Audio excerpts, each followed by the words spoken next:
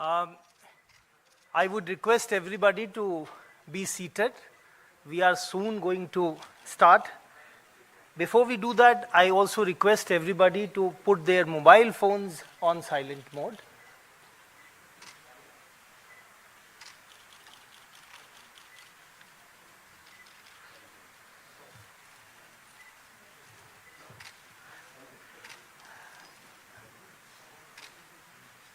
So we welcome everybody on the occasion of the 6th lecture of Prime Minister's lecture series on Shri Narasimha Rao, called The Life and Legacy of P.V. Narasimha Rao, for which we have the honor of having the Chief Minister of Andhra Pradesh, Mr. Chandrababu Naidu, with us. We extend a very warm welcome to him and to all members of the audience for their gracious presence. At the very beginning, may I request our Honorable Chairman, Shri Nripendra Mishra, to give Tulsi plant to Mr. Chandrababu Naidu.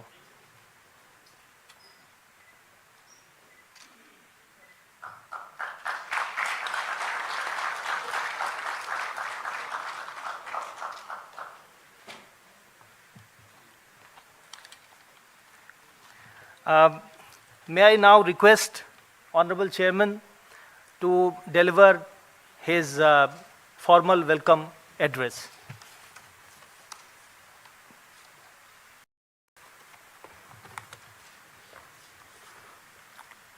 Namaskar. It is an honor and privilege to welcome the Chief Minister of Andhra Pradesh, Shri Chandrababu Naidu, who generously accepted our invite to deliver a lecture on the life and legacy of P.V. Narasimha Rao, the person known as Mr. Deng in democracy. Shri Naidu is one of the most respected and admired statesmen of India. He is acknowledged with good governance, developmental focused leadership, visionary thinking, and has a distinguished political career spanning over 47 years, including 4 terms as Chief Minister. He is widely recognized for transforming governance and pioneering reforms in technology and infrastructure. His contributions have earned him admiration both nationally and abroad. He has always believed that good governance, backed by sound economic policies, is the best form of politics. Known as the architect of modern Hyderabad and a trailblazer of e-governance, he has helped shape India's growth trajectory in critical sectors such as IT, digital governance, infrastructure, and public administration. Born on April 20, 1950 in Chittoor district into a humble farming family, Shri Naidu became the Chief Minister of Andhra Pradesh. He has made significant contribution to national policies as well. Shri Naidu proposed the concept of the Golden Quadrilateral Highway Network during the Prime Minister tenure of Shri Atalji and contributed to telecom policy reforms. In fact, I was telecom secretary and I can corroborate. He was the one who contributed to telecom policy reforms, opened it up, that laid the foundation of India's IT revolution. Shri Naidu led the integration of technology into governance and served as convener of the Committee on Digital Payments. He championed civil aviation reforms by supporting the open sky policy. Today, we all have many private-run airports. All that concept was suggested by him and fortunately adopted. After 2009, as leader of the opposition, Sri Naidu remained committed to public welfare, earning people's trust through consistent advocacy. In 2024, he returned as Chief Minister with renewed vision and focus. Sri Naidu has won several awards, including IT Indian of the Millennium from India Today, Business Person of the Year by the Economic Times, South Asian of the Year by Times Asia, Golden Peacock Award for Leadership in Public Service and Economic Transformation. He also got recognized about the membership, included in the membership in the World Economic Forum Dream Cabinet. He was described as one of the hidden 7 working wonders of the world by Prophet. Naidu was offered as a part of his recognition honorary professorship by the US Business School, the Kellogg School of Management in 2000. Sir, just 1 or 2 lines about this museum and this institution called now PMML. The Prime Minister's Museum and Library was established on 1st April 1966. The institution proudly houses one of the nation's most distinguished library in the field of history, social science, and public policy. After the inauguration, sir, of Pradhan Mantri Sangrahalaya in April 2022, we started a new PM lecture series in which lectures focusing on lives and achievements of all our prime ministers are organized. The inaugural lecture was delivered by Honorable former President of India, Sri Kovind, on the life and legacy of Sri Atal Bihari Vajpayee. Sri Arif Muhammad Khan delivered the second lecture on Jawaharlal Nehru. Sri T.N. Nainan delivered third lecture on Lal Bahadur Shastri. Dr. Karan Singh delivered fourth lecture on Indira Gandhi, and Shri Haribansh, our Deputy Chairman of the Rajya Sabha, delivered fifth lecture on Shri Chandrasekhar. Today we have the 6th lecture in that series. I now take this opportunity to invite Sri Naidu to speak on Bharat Ratna Shri P.V. Narasimha Rao, who had also served as the Chief Minister of Andhra Pradesh. I welcome Sri Naidu to deliver the lecture. Thank you for delivering the welcome address, sir.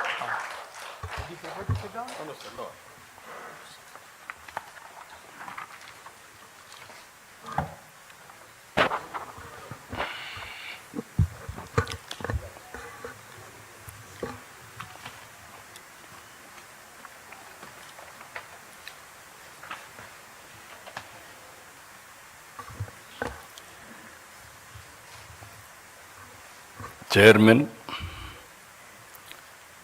Prime Minister's Museum and Library,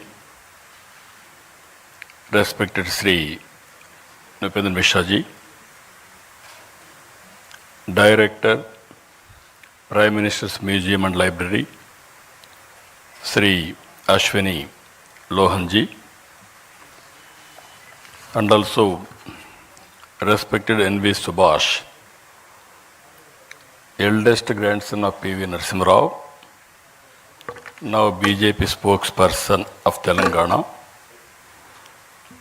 distinguished guests, ladies and gentlemen, good evening, all of you. We have gathered here today to reflect on the life and legacy of one of the greatest sons of Bharat Mata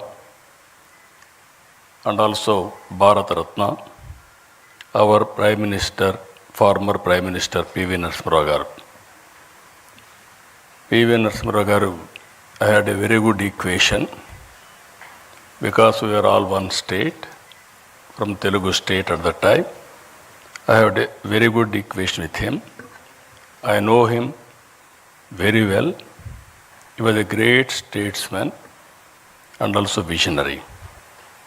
The Telugu community is proud of him. He was a true Telugu Bidda who reshaped the destiny of our great nation.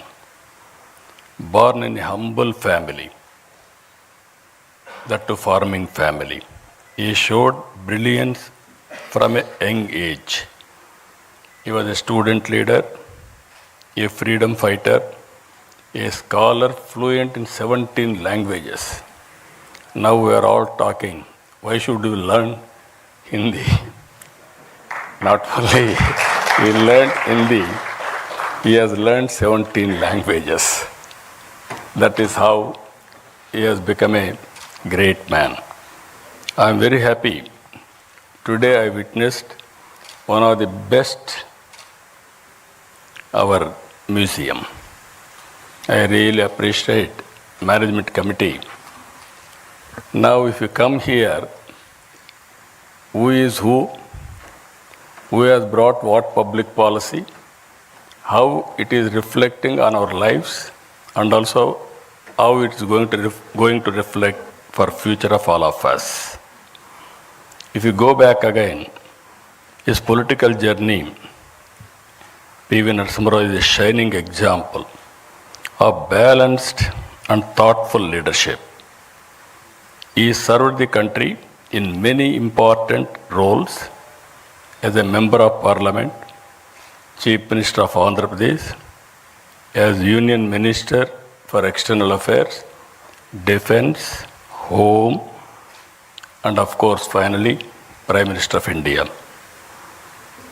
Very few leaders have had such vast experience, who is aware of social, political and economic challenges country is facing. If you see here, post-independence India, I am dividing two parts. One is from freedom to economic reforms. From economic reforms to now, post and pre-independent economic reforms. In the pre-economic reform era, before 1991, India followed a socialist economic model. Economy saw heavy regulations, restrictions known as license Raj. Foreign investments was limited and business faced a lot of hurdles. The economy grew very slowly, averaging at around 3 to 4%. These are all history. By 1991, India was facing major economic crisis. By mid-1991, our foreign exchange reserves hit in all-time low, just sufficient for few weeks to import diesel and petrol. We are forced to pledge our sovereign gold. It was time to bring in bold reforms and usher in a forward-looking public policy. Always I consider public policy is a deadly combination. If you evolve proper public policy and execute properly, then you can transform totally country's future or state's future. If you see here, as India was facing this challenge, major global challenges in policy and reforms were shaping the world. In 1978, Deng Xiaoping, just now, Chairman has introduced P.V. Narasimha Rao, was Deng Xiaoping of India. His philosophy, economic philosophy in China, which is summarized by the famous saying, always I used to quote this quotation, it should not matter if a cat is black or white.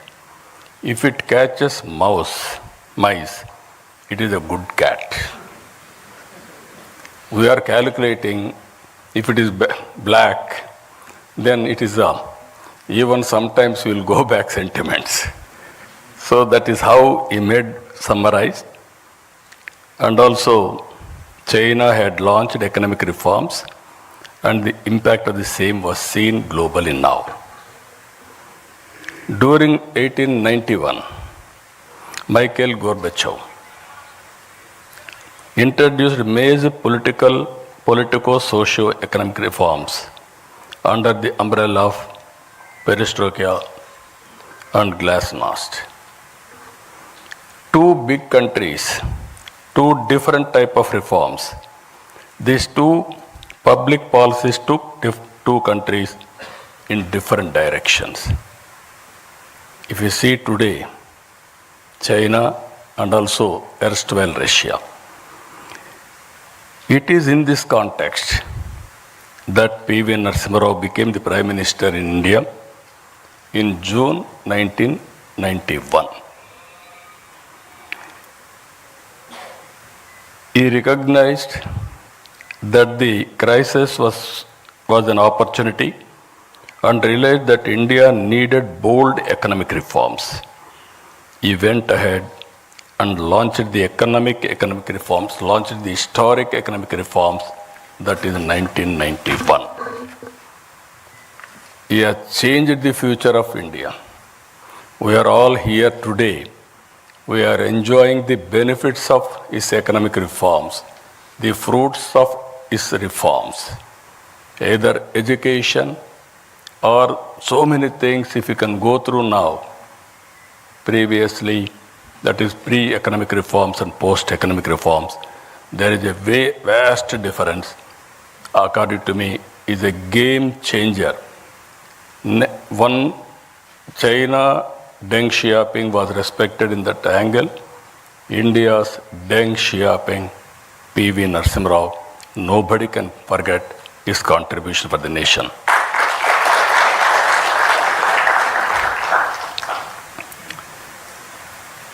It is important to note that he was heading a minority government, not a comfortable government. To bring in bold reform, political consensus is required. Because of his political acumen, he was able to convince all stakeholders and bring consensus across all political parties beyond their political ideologies. Some intellectuals, friends are there, even media.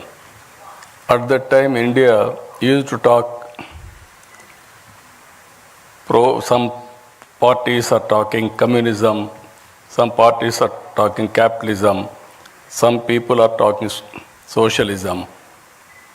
But to convince all these people and bring in one platform, it's very difficult. That is the greatest achievement P.V. Narasimha Rao Garu was able to achieve. I really compliment him. P.V. Narasimha Rao Garu ended the license Raj and made it easier to start and run businesses. He opened up the Indian economy to foreign investment. He reduced import duties, simplified taxes, and allowed private and foreign players into many sectors. He removed restrictions on trade and brought in financial reforms. Thanks to reforms, India's balance of payments crisis was addressed. Economy opened up and started slowly growing steadily. The reforms helped improve the overall economic environment and set the stage for future growth. Because of these reforms, around 1995, IT revolution has come. Indians has taken first mover advantage in IT. And also today, we are having a windfall gain. That is where demographic dividend. All countries are facing aging problem. Only India is having advantage by having this type of youngsters. They are the future. I am 100% confident India will become very powerful in course of time. Because of this combination of three strengths, economic reforms, first mover advantage in IT, and democratic dividend, India started moving ahead. After Narasimha Rao ji, Atal Bihar Vajpayee ji laid the solid foundation for the development of physical infrastructure and telecom revolution in this country. I am very fortunate I was associated with him. Napendra Mishra ji was with Prime Minister as Principal Secretary at that time. We had a wonderful time. He was able to achieve major milestones in the field of infrastructure projects, national highways, airports, ports, power projects, telecom, and setting up of information technology and industrial parks to boost industrial production and exports. India witnessed, that was his era, nobody can forget about his contribution. India witnessed coalition governments from 1989 till 2014. Because of economic reforms, coalition governments were able to produce better results, which the governments with clear majority in the past were not able to produce. That is where I am saying pre-economic reforms and post-economic reforms, that is the power of public policy. A turning point came in 2014.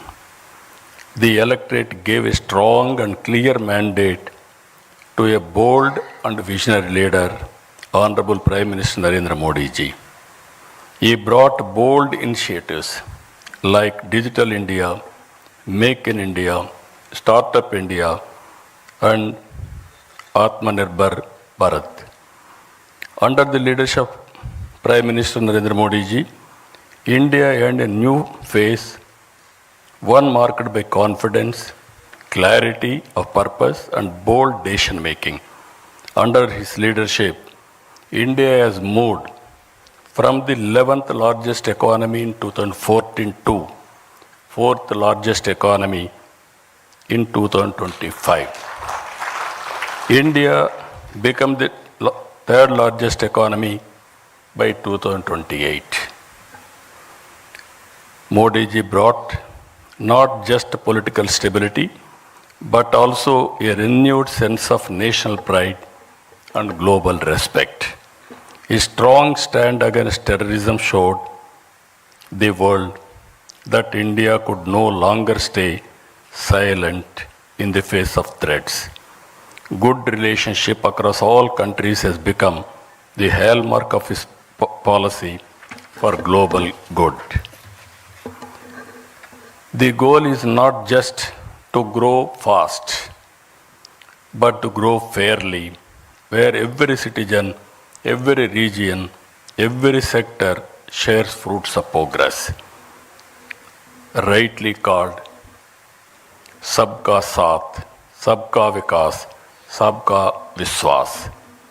Recently, the World Bank latest estimates, India has achieved a remarkable position as the fourth most income equal country globally with a Gini index score of 25.5 and a score of America and China are much below at 41.8 and 35.7 respectively. Here we have to understand with public policies. Public policy is meant for people, not to make more and more rich. Wealth has to be created. Under the same time, even haves and have-nots, the difference we have to reduce continuously. That is the best policy Narendra Modi ji has brought. I really compliment him. Better than America, better than China, that is India has achieved for the last 11 years. Over 17.1 crore Indians have been lifted out of extreme poverty in the last decade. A testament to the success of Narendra Modi ji. Modi ji has translated the hopes of a young nation into action through initiatives in infrastructure, digital transformation, welfare, and international diplomacy. For a good public policy to achieve its maximum impact, it is important to have a stable government and a visionary leader. Today, our country is fortunate to have a right leader at the right time, at right place. Everybody should recognize it. Sri Narendra Modi ji is taking India to global heights with confidence and clarity. He has given us the vision, Vikasit Bharat 2047. In the year, all of us will go to history. In the year 1978, when China started economic reforms, if you compare India and China, 140 billion US dollars economy, both are same. And if you go to America at that time, you see America, $2.3 trillion US economy. From then, if you compare both China and India, one stage, America 15 times higher than these two countries.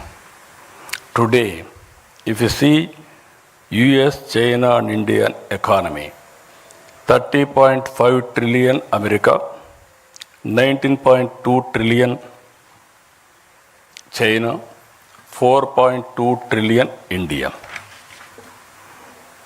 The US economy, which was 15 times bigger than China in 1978, is only 1.5 times bigger now.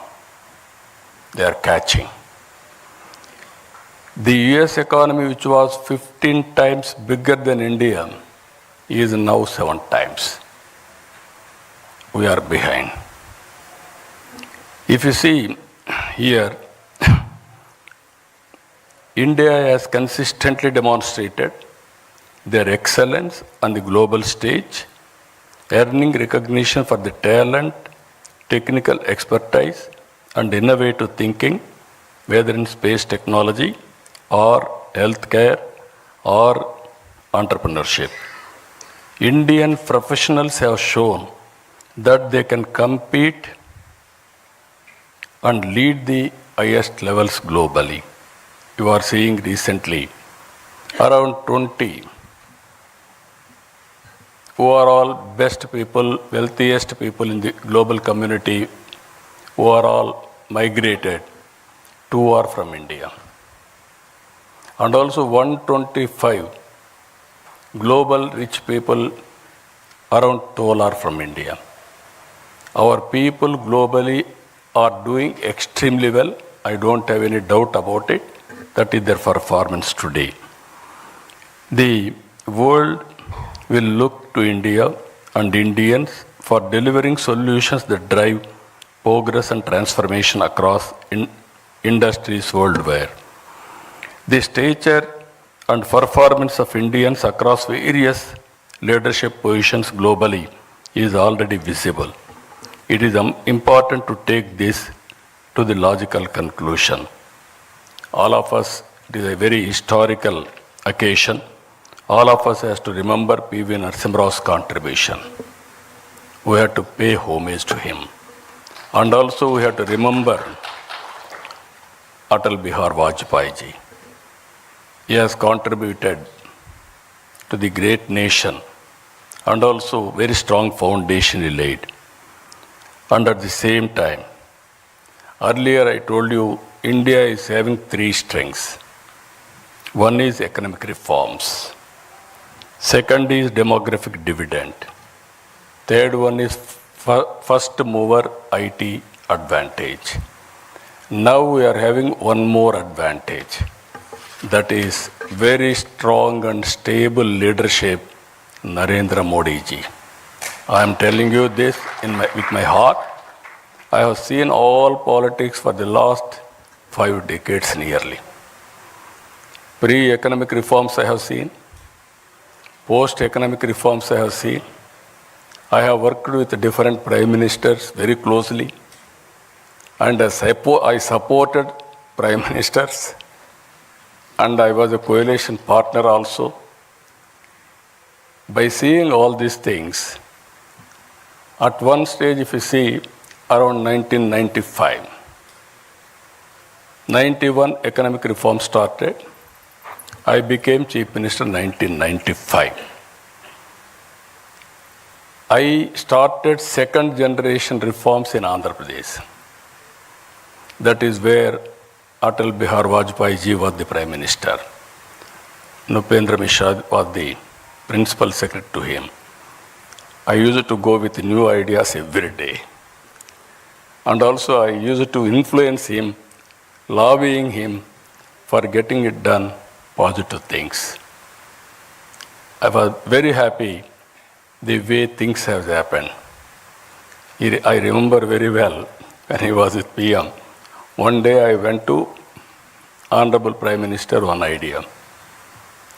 That is roads, national highways. The youngsters may not remember at the time. All our roads are in bad condition, full of potholes. To travel one place to another place, very difficult, miracle. Then I asked him, we have to change this policy. I went to Malaysia, small country, 2 crore population. They had 8-lane road, east and west coast corridor, one of the best road. I traveled 200 kilometers that road. Then I came and asked him, he constituted a committee. We gave a recommendation. First proof of concept we have done in Andhra Pradesh, that is Nellore to Chennai. Now golden quadrilateral road. And also every road if you see now, we are not inferior to anybody in the world. Much, much better roads we are having. That is the achievement we are able to do. Second one, I had a bitter experience at that time. Telecommunication. Now, fortunately, you are all having cell phones. So you didn't remember olden days. We had only 2 companies. One company, BSNL, domestic calls. Another company, VSNL, international calls. If you wanted to call, we have to register a call through manual exchange. You will write down. At that time, there are different calls. Ordinary call, emergency call, lightning call. Lightning call used to come once in a week or 10 days. That is what you call lightning call. If operator wanted to connect anywhere, he can connect within no time. Then I went to Honorable Prime Minister at that time. I requested him, China is moving very fast. Why can't you move? Then he asked us to constitute a committee. 2 members, myself and Honorable Finance Minister, both of us gave a report. That is how deregulation has come Today, every ordinary man, wherever he is having a cell phone. Now, jokingly, I am telling today, with all meetings also, people heckled me at that time. Cell phone can give food. They vulgar, sometimes political attack also. Even Shekhar Gupta is there from the beginning. He was witnessing me. But today, wife can live without husband. Husband can live without wife. But both of them are unable to live without phone, cell phone. Cell phone has become a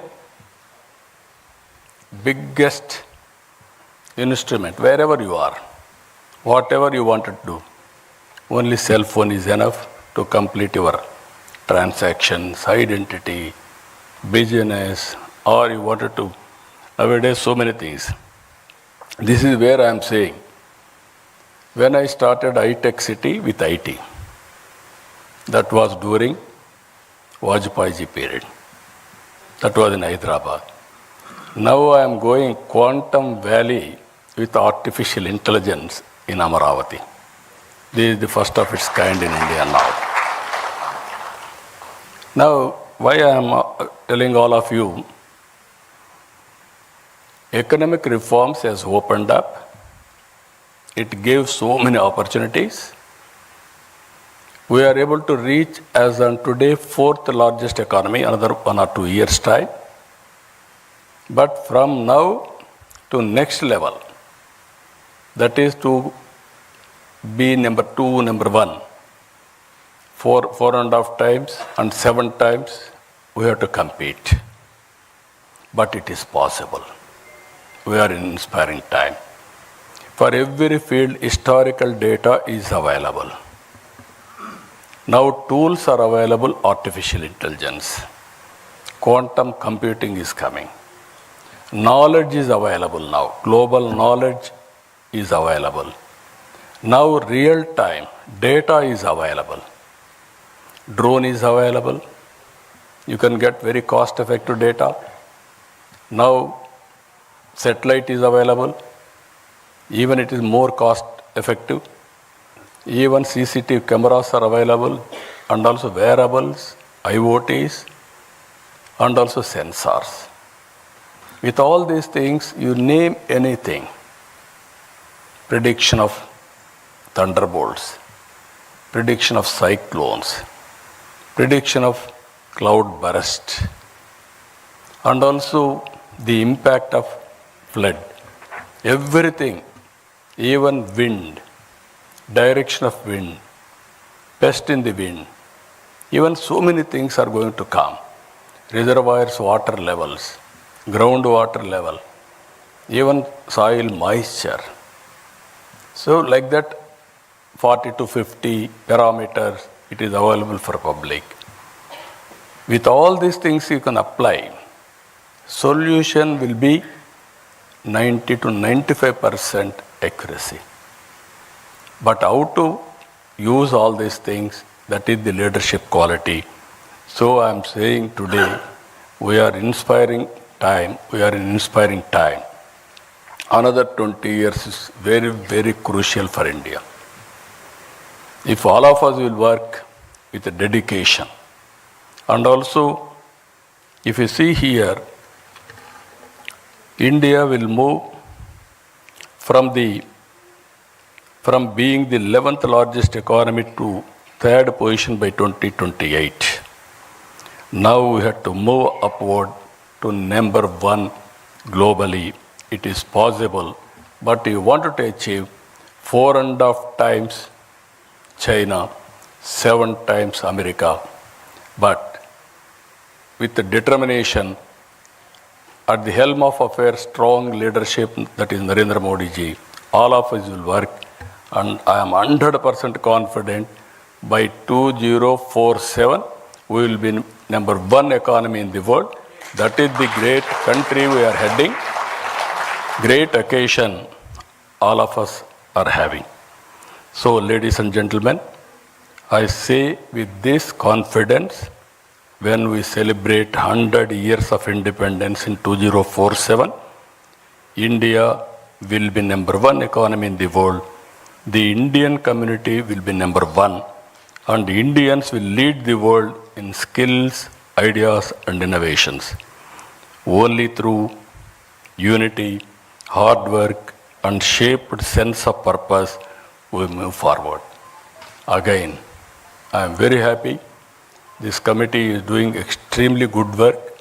Museum committee is doing very good work. At one place, I was able to recollect all public policies started by different prime ministers. Great memories for me for the last 45 years. I have seen sometimes in leadership also, if you can go through, some people are great visionaries. Some people are great performers. Some people are mediocres. Some people are destroyers. All kinds of leaders we are seeing. But all of us should know whom to trust, how to elect proper leadership, and support continuously. Then only that benefits will come all of us. So I am very happy to address today. I am thankful to them for inviting me to share some of my thoughts and my experiences. With this, I am thanking all of you. Thank you. Thank you, Vanda.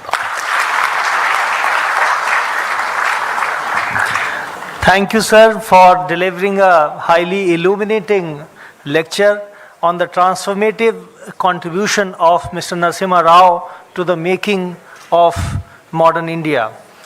Now I would like to request the three students of Kendriya Vidyalaya, that is Navya, Anushka and Dev, who had participated in an essay competition.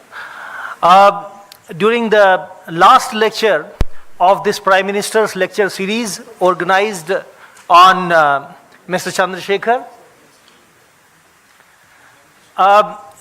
the three prizes are to be given by the Honorable Chief Minister of Andhra Pradesh. May I request, sir? Are you? Yes. Come this way. वो कहाँ है? Prize दी आगे आइए आगे सबका हाँ ये हटा लीजिए. The first prize for essay competition goes to Navya from Kendriya Vidyalaya.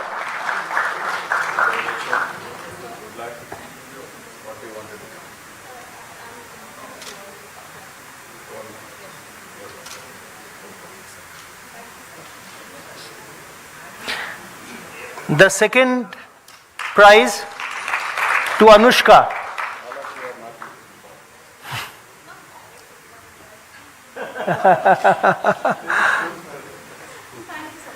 And the third prize goes to... I am searching for good politicians, young politicians. Nobody is preferring politics. Everybody is preferring either all India services or business or some good career, scientist, all these things. Yeah. This is where all of us has to talk. Youngsters we have to attract to politics also. Then only good leadership will come. We are at the end of the day, public policies are made by politicians, not bureaucracy. That is the great problem in this country with public trust. The second prize, Anushka.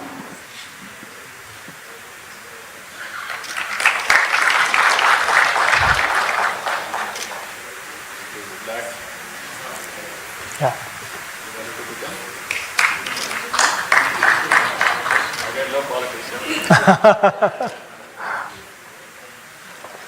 And the third prize goes to Dev.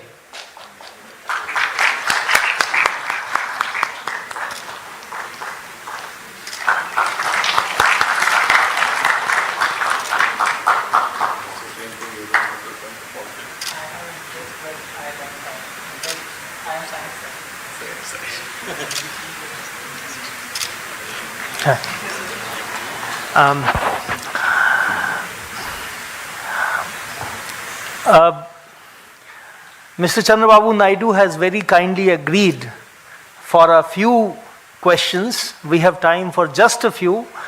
I would request the distinguished members of the audience who are interested in asking a question to introduce themselves at the beginning and be very, very brief and focused.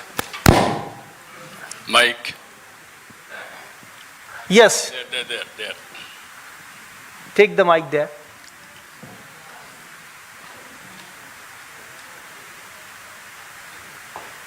Distinguished Chief Minister of my state, where I was born. My name is Global Vice President for International Federation of Electric Vehicle Association. I have a personal request to you for the state, and I'll hand it over to you. And my question immediately is, 2047 is the period we are all looking for, and hope we are all, some of us are really alive. And before that, what are the key measures, what are the key specifics that the citizens have to follow, the political system has to follow, and the governments have to follow, number one. And the second one is, how do we reduce the walls between each of these parameters? Thank you. Thank you. No, very simple. 2047 is a reality. With proper public policy, good public policy, execution by good leader, strong leader, it is possible to achieve 2047 Vikasit Bharat. My aim is to reach third place, it is automatic. From there, to become first one with effort. Suppose Honorable Prime Minister is leading the country.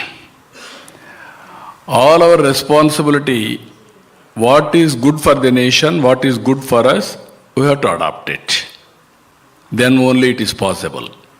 Always I am saying, hard work is no longer relevant. Smart work is, we need smart work. Earlier we used to carry so much of luggage or hard work, agriculture, everything.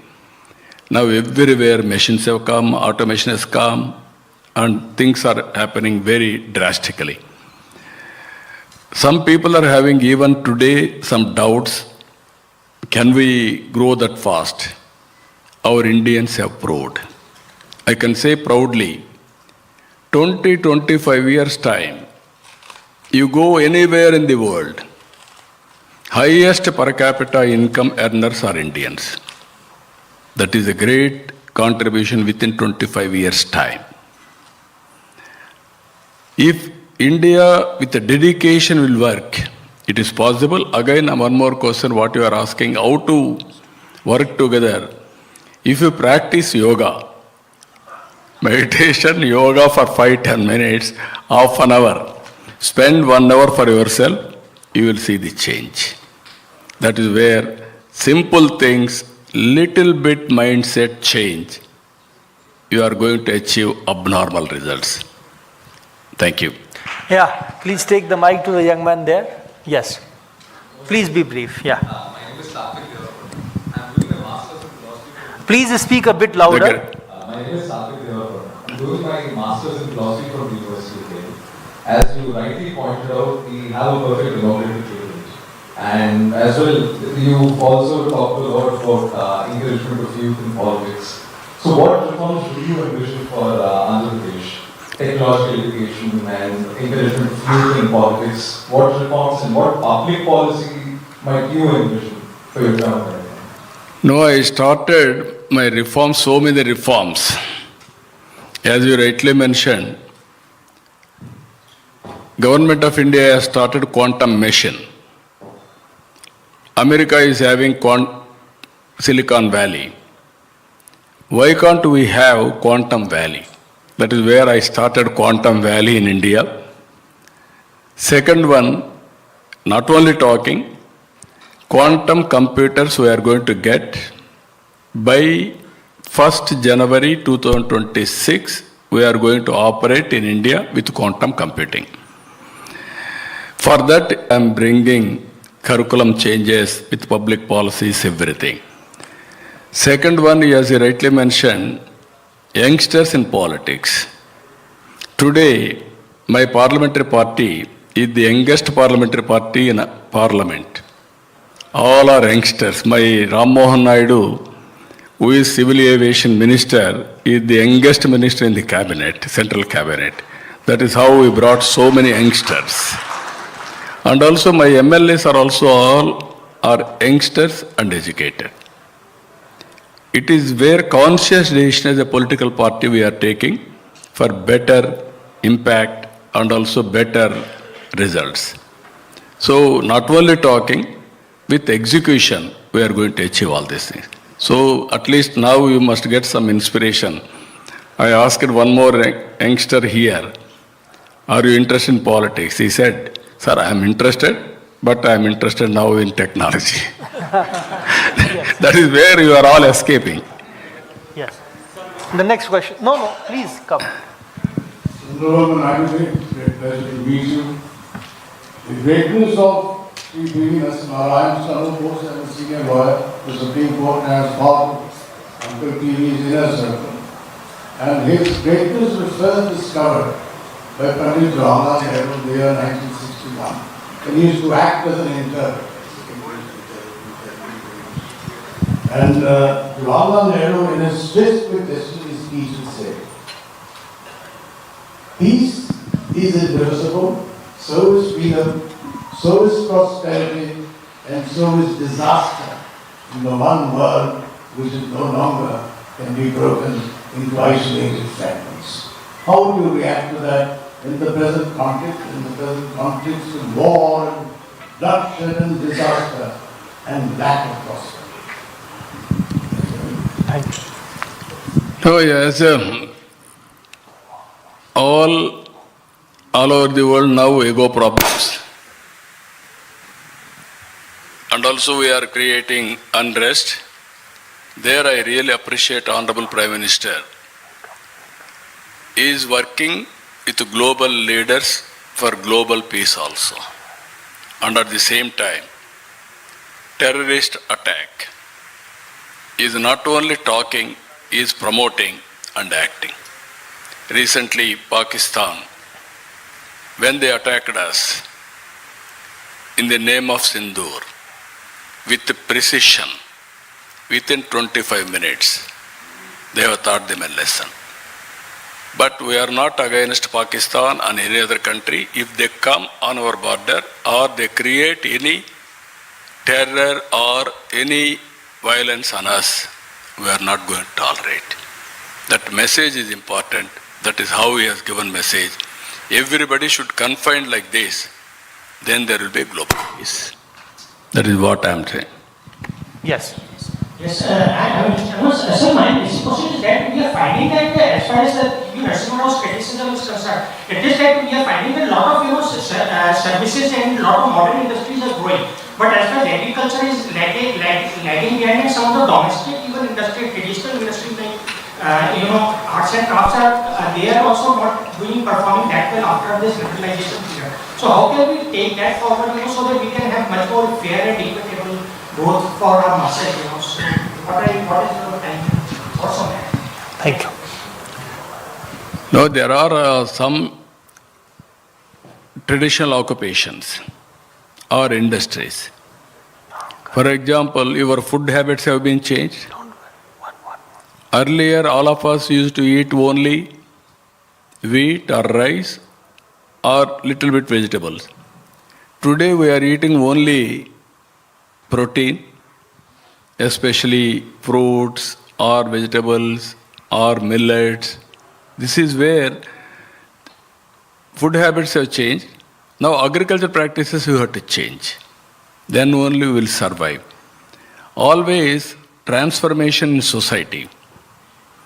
All economies have started with agriculture, then industry, then service. Now Indian economy has gone to service sector, and also industry is developing little, but based on agriculture even today predominant. It will take some time, but ultimately agriculture always we have to support, governments has to support and handhold, then only they will survive. Compared to living standards, those who are in services or IT sector, all these things, they are getting more money by way of salaries, everything. But farmers are not getting that type of money, but they are also having aspirations to educate their children, living standards, everything, their expectations are different. How to match this? This is where, again, public policies. That is where I told you, in India, equitable distribution is better compared to China and America. America, there is a wealth, more focused on few individuals or 10%, 20%, 30% like that. India is more equitable, but that is not enough. That is where I am saying P3, public-private partnership. That is where we created roads, telecom, power, education, everything. In the process, some people earn money, they have become wealthiest persons. But inequalities in society are picking up even today.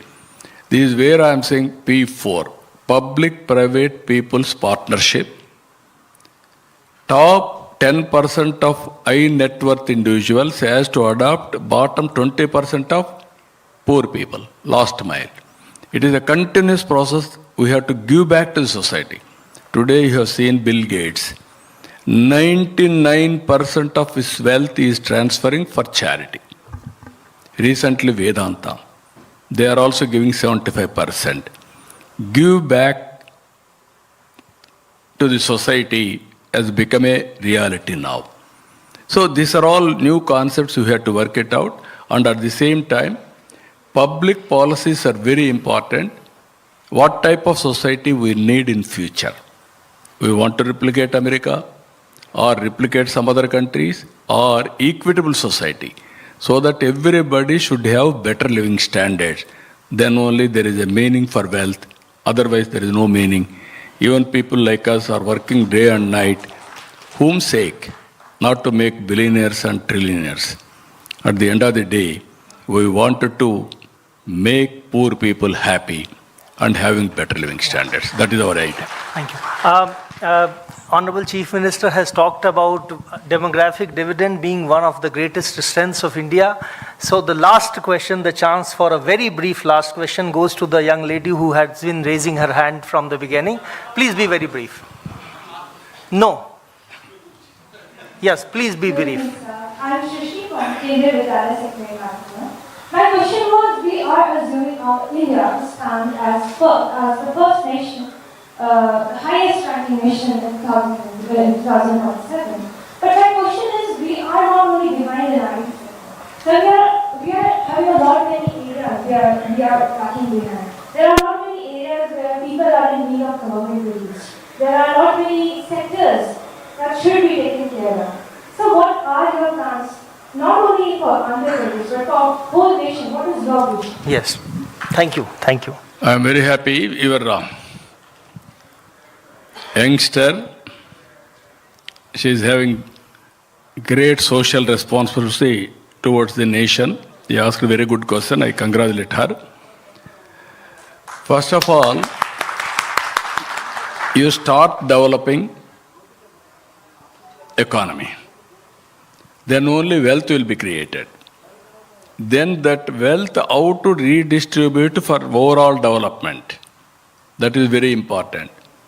As you rightly mentioned now, there are some sectors are not doing well. There are some families are not doing well. Some regions are not doing well. This is where we have to work together, how to plan each sector to move forward, each region how to take forward. For all our background, if you can go through, there is a historical reason, there is an economic reason, there is a political reason.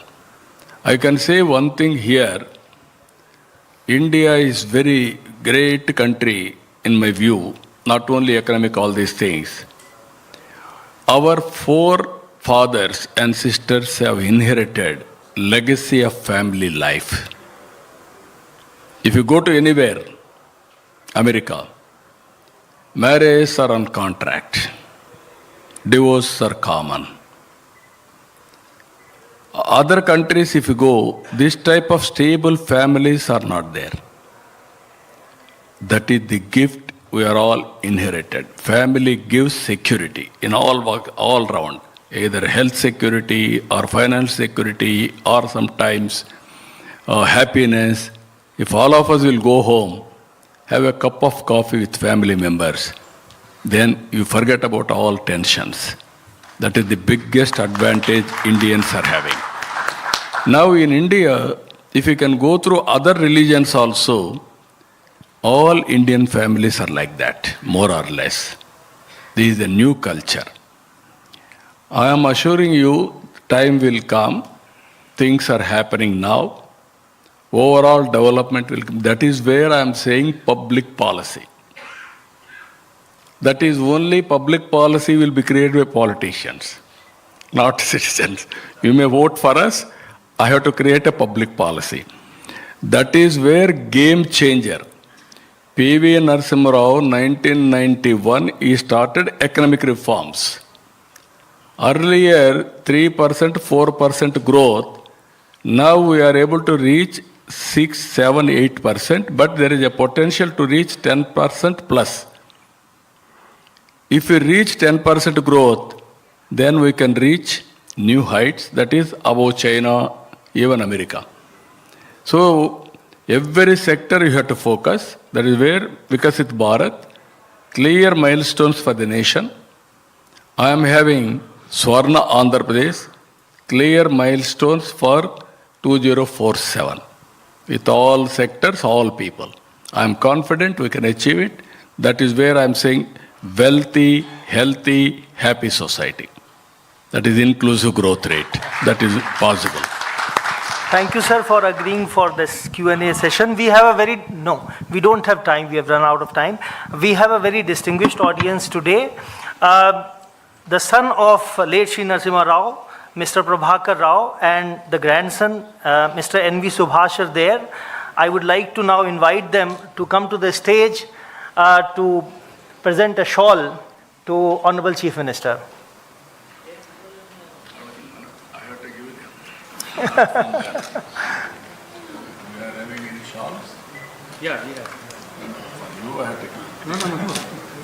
No. Family members, proud of you.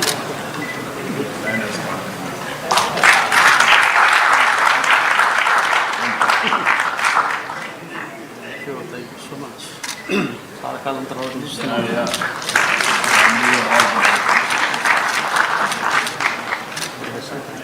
Nice. Now I would like to invite our director, Mr. Ashwini Lohani, to deliver the formal vote of thanks.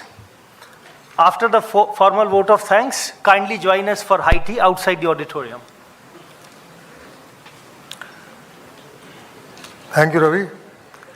Today we heard a wonderful lecture on the life and legacy of P.V. Narasimha Rao, ex-Prime Minister, organized under the Prime Minister Lecture Series by the Center for Contemporary Studies in the Prime Minister's Museum and Library.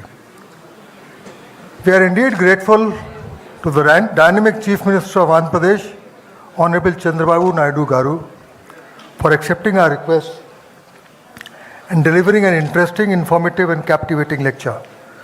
Your visit, sir, has been inspirational for all of us. We are deeply honored. Thank you very much, sir. Thank you very much.